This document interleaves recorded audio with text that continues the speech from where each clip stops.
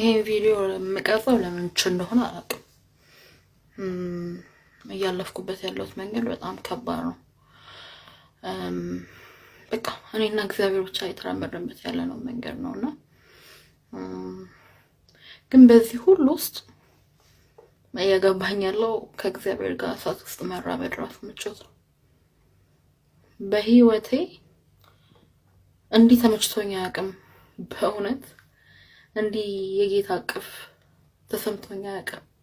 እንዲህ አብሮነቱ እንዲህ ህልውናው ተሰምቶኝ አያውቅም።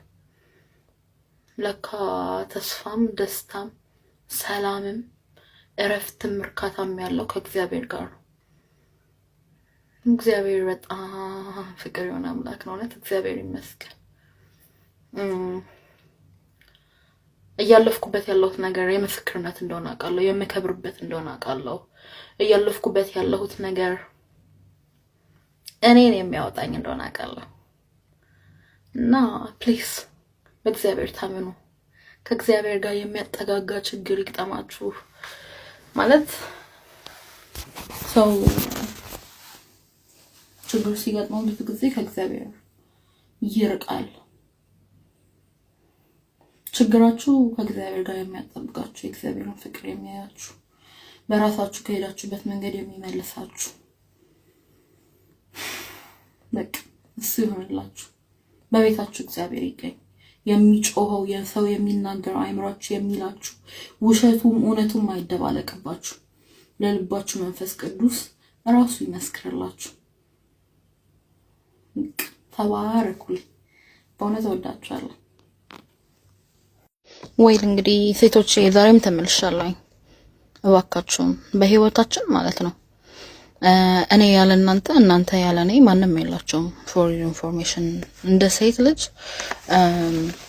እርስ በርሳችን ካልተደጋገፍን፣ እርስ በርሳችን አለሁልሽ ካልተባባልን ማንም የሚመጣና የሚያግዘን ወገን የለም።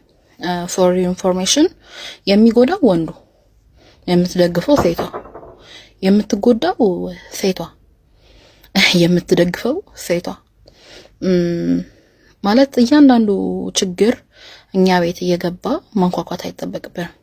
ወይ በራሳችን ላይ ወይ በእህታችን ላይ እስከሚገባ ድረስ የግላችን ሀዘን እስከሚሆን ድረስ መጠበቅ አይጠበቅብንም።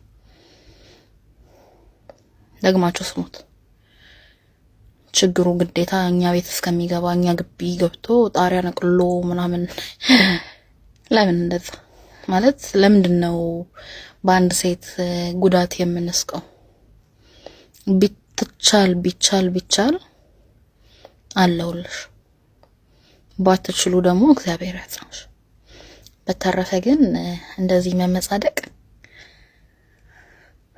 ሴት አይደለን እኛ እርግጠኛ ያልሆንበት ዓለም ላይ ነው ያለነው።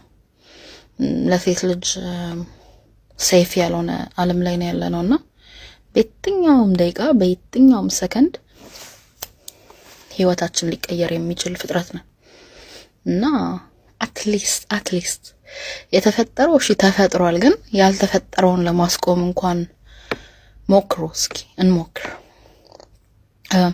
ለምንድነው ማን ያያዘው? ለምንድነው አንዷ ወጣ ስታወራ ወንዶቹ እኮ እኔ እኮ ችግሩ ግራም ይገባኝ ማለት ነው። ችግሩ ወንዶቹ ጋር ሆኖ እያለሳለ አንዷ ሴት ወጣ የተናገረችው ወንዶቹን ሆኖ ሳለ ሴቶቹ የምታወሩላቸው ምን ነው? የትኛው ወንድ ነው ወንድን ወጥቶ ሲናገር አይታችሁ የምታውቁት? አሳልፎ ሲሰጥ አይታችሁ የምታውቁት? እስኪ ኧረ እንሰልጥን፣ ትንሽ ነቃ እንበል ለልጆቻችን። ቢያንስ ሙሉ ለሙሉ ችግሮቹን መቅረፍ ባንችልም ግን ትንሽ የተሻለ ዓለም አሳልፈን ለመስጠት እንሞክር። ትንሽ አንዱ ምን ሲል ሰማሁትኝ? ለኛ የማይሆን ነገር ከመሰለን በጊዜ ዞር ማለት ነው። የባህሩን ጨዋማነት ለማወቅ የባህሩን ሁሉ ውሃ ጠጥተን መጨረስ አይጠበቅብንም።